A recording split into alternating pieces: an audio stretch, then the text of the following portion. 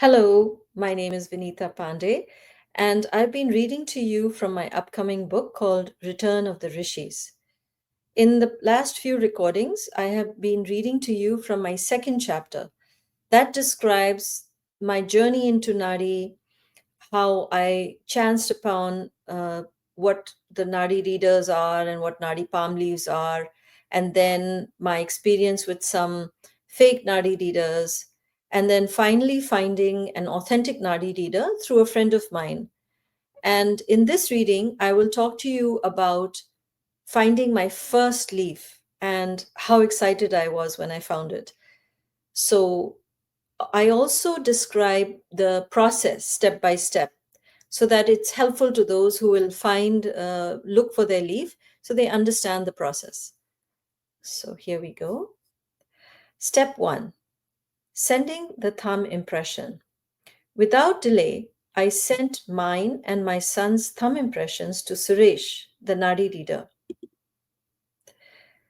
And this is the Nadi reader that I had found through my friend. So the first step is sending your thumb impression. He responded saying that he would search for the relevant bundles and contact me once he found them. I waited eagerly. In Nadi astrology, thumb impression patterns are classified into 108 distinct categories as this is determined by the ancient Rishis and their methodology. The number 108 has a sacred significance in Vedic knowledge and is found throughout nature. Each Nadi reader typically has a collection of bundles corresponding to these categories in their private library. If a particular pattern is missing, or a particular bundle for a pattern is missing, they may travel to another library or have the necessary bundles mailed to them, usually from South India. Now, this is step two, finding the Nadi bundles. The next day, Suresh messaged me confirming that he had found bundles for all three of us and asked me to call him. At 9:30 a.m. IST, India Standard Time, I made the call, but he didn't pick up. Instead, he responded 11 a.m. G. That translated to 10:30 p.m. PST California time for me. When I called again, he made me wait for another 15 minutes. This kind of delay is very common with Nadi readers and many Indians in general. It's humorously referred to as Indian stretchable time. When I believe While I believe people should be more disciplined and respectful of other person's times, which in my opinion has contributed to the development of Western societies, Bharat operates very differently. Time is not measured so rigidly, leading to a more relaxed, familial way of life. Despite the the chaos underneath, there is an underlying cohesion. Step three, searching for my leaf. By the time we began the search, it was nearly 11 p.m. PST. Thankfully, my excitement kept me energized. With some prior knowledge of Nadi by now, I instinctively asked Suresh, "Is this the Sukshma Nadi?" He seemed surprised. "Yes." "Oh, you know about Nadi?" "Yes," I replied. "Do you know Shashikant Oak?" "I read his book and did my own research." One reason I mentioned my familiarity with Nadi was to ensure that I wasn't deceived and that he would know I know about Nadi. There are numerous types of Nadi, Shiva Nadi, Agastya Nadi, and others, written by Shiva and the Rishis, their disciples, and various sages. Over thousands of years, through the transition from Dwapar to Kali Yuga, and despite the destruction by invaders and colonial plundering, millions of these bundles remain scattered around across India even today. Finding the right reader who holds the bundle containing your leaf is like searching for a needle in a haystack. So it's purely destiny and divine timing. Suresh explained the process and showed me the two bundles he had found for the search. As he began reading in a rhythmic sing song tone, I felt an inexplicable presence in my room. He read aloud details from various leaves, looking for a match. I kept responding, no, no, no. They all belong to someone else. We finished searching the first bundle with no success and moved on to the second. Meanwhile, Suresh intermittently took other calls, put me on hold. Frustration crept in as the same pattern continued. None of the details matched mine.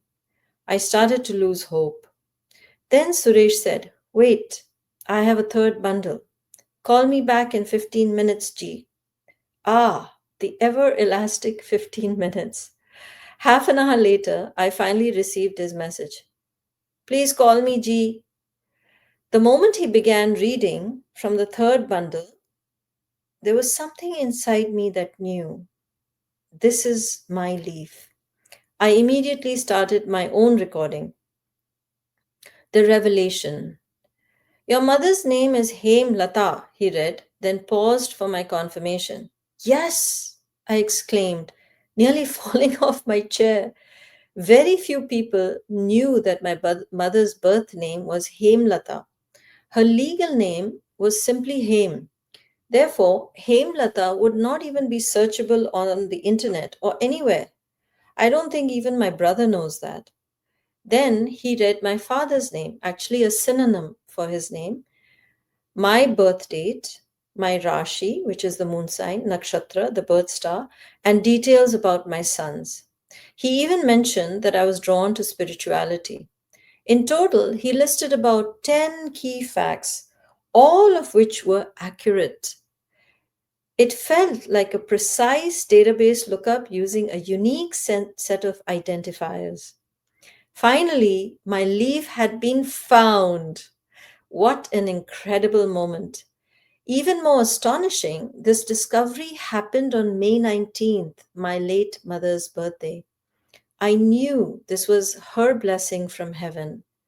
Suresh explained that he would transcribe everything from the leaf into a booklet before giving me a reading.